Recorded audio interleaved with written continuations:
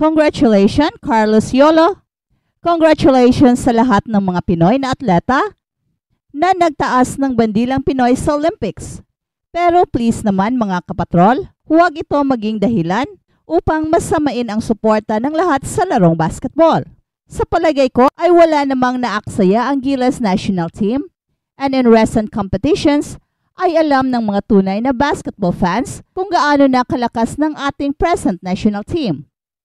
Hindi man natin makukuha ang gold medal sa Olympics in the foreseeable future, pero hindi yan nangangahulugan na walang K ang ating mga basketball players. In fact, sa mga hindi basketball fans na nakikisawsaw lang ay ang Pilipinas o ang Gilas ang gold medalist sa basketball last Asian Games at tinalo pa natin ang China na kilala bilang superpower sa larangan ng sports. Kaya it is not right na pag-iinitan ang basketball dahil sa Asian Games ay tayo ang reigning champions, and add to the fact that we are only 2 games short of qualifying in the Paris Olympics. Kung hindi pa sana nagka-injury ang ating idol na si Kai Sotto against Latvia, ay malaki ang possibility na ang Gilas sana ang nakapaglaro sa Paris Olympics instead of Brazil.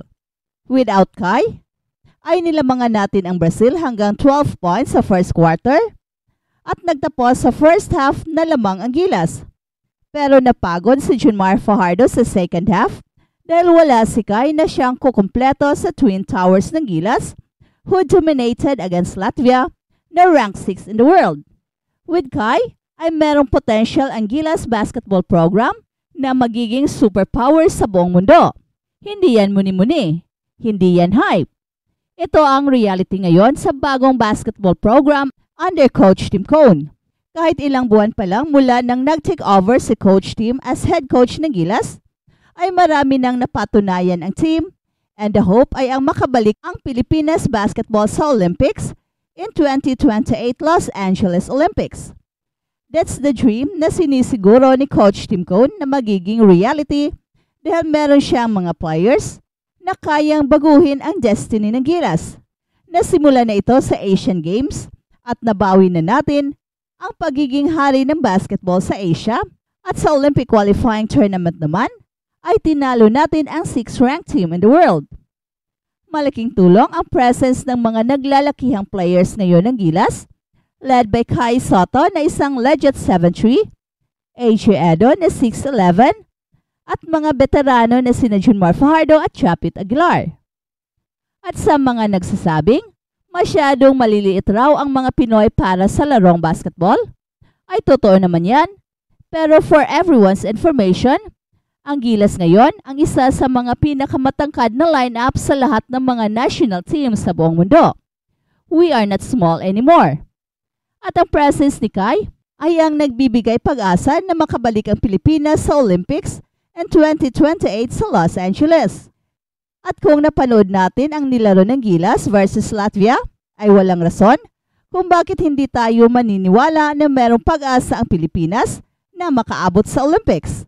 Hindi man natin nakuha ang gintong medalya sa Olympics, pero being the best basketball team in Asia is more than enough reason na patuloy nating suportahan ang basketball kasama ang lahat ng mga sports discipline.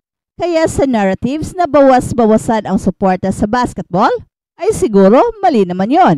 What is more important ay i-celebrate natin ang panalo ni Carlos Yolo, ang GOAT ng Philippine sports, as far as the Olympics is concerned. Pero at the same time, ay dapat rin nating ipagpatuloy ang number 1 sport ng masa, ang basketball. Ang maganda kasi sa basketball ay kahit crumpled paper lang, ay pwede nang gamiting bola at i-shoot sa trash can. Well, siguradong marami ang makaka-relate nito.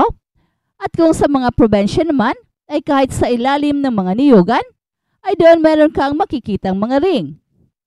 Kaya while it is right na magkaroon ng world-class training facilities ang ibang sports katulad ng gymnastics sa buong bansa, ay it is unfair namang sabihin na gagawin ito at the expense of basketball. At balitang Olympics naman, Devin Booker at Team USA kinatay ang Brazil sa quarters.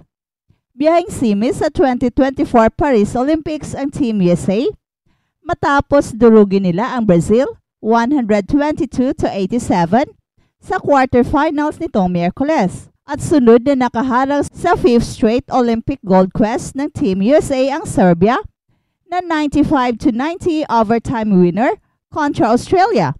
Sa isa pang Final Four pairing ay ang laglagan ng host France at Germany. Pinag-exit ng Frenchmen ang Canada 82-73. Kinalos ng FIBA World Cup champions Germans ang Greece 76-63. At sa Huwebes ang semis at sa Sabado naman ang gold medal match. Everybody expects us to win. Bida na sabi ni Jason Tatum. Pinangunahan ng 18 points ni Devin Booker ang Team USA. Sumigunda naman ng 17 points si Anthony Edwards. At tumapos si LeBron James ng 12 points, 9 assists at 4 na tahe sa bandang kaliwang mata niya. Nasiko ni Brazilian guard Georgiano Di Paula sa LeBron James sa third quarter. Nag-ambag ng 14 points, 7 rebounds si Joel Embiid na hindi tinigilan ng boost ng crowd sa buong first 12 half minutes na nasa loob ng court. May 13 markers, 8 boards si Anthony Davis at 11 points naman kay Kevin Durant. Nagsalansan ng game-high 30 points si Bruno Caboclo. Ewan lang ng 8 ang Brazilian sa second quarter. Pero tinapos ng Team USA ang last 4 minutes sa first half sa 21-2 run tungo sa 63-36 lead sa break. And Kevin Durant breaks an Olympic record. Si KD ay hindi masyadong nagpakita ng emosyon habang nakipagpulong sa media pagkatapos ng laro, kung saan naitaboy niya ang scoring record ni Lisa Leslie para sa Team USA sa Olympics. Matapos nakapagtala ng 11 points laban sa Brazil, meron na siyang 494 points, 6 points na higit pa kaysa naitala ni Leslie sa loob ng 4 na Olympics. In the locker room after the game, Kevin Durant was celebrated and given the game ball to commemorate the moment. LeBron James has thrown 3 passes in the Olympics that would qualify as some of the most impressive he has ever delivered. And yes, it is a long list. Laban sa Serbia, nagbigay siya ng matalas na pasa kay KD mula sa sideline sa midcourt na nagdala kay Kevin Durant tulad ng isang tight end na humantong sa isang turnaround jumper bago mag-signal ang halftime buzzer. At laban sa Puerto Rico, nagbigay sa LeBron James ng backward behind the back bounce pass kay Joel Embiid sa ilalim ng basket para sa isang layup. Ginawa niya ito ng napaka-casual, kaya't madaling hindi mapansin ang antas ng hirap na dala nito. And on Tuesday, he inbounded the ball from the half court through the tightest of windows to Jason Tatum for an alley-oop.